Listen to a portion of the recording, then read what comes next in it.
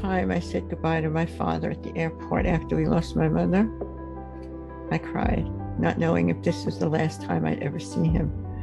Losing her made him mortal.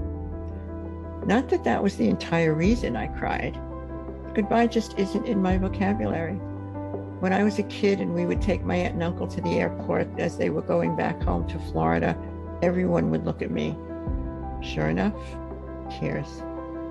There would be 9 of us and I was the only one crying. Until they looked at me, of course. Crying begets crying.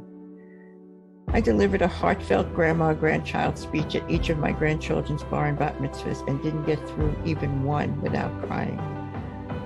And as I looked up, neither did the rest of the family.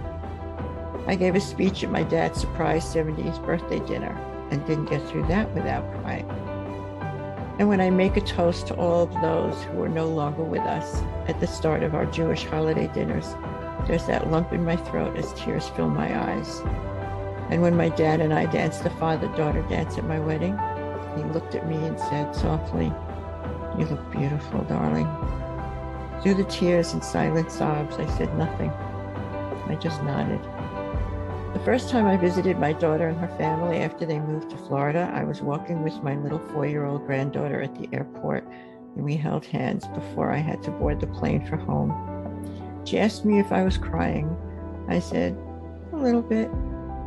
And she said, "Don't cry, Grandma. I'll see you soon."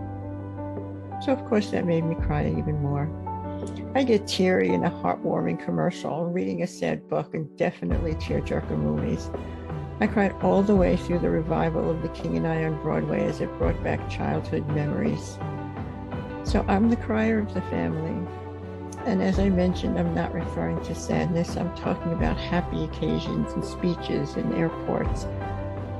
I can't make myself cry though, and heaven knows I've tried. So tell me, do you tear up at these occasions?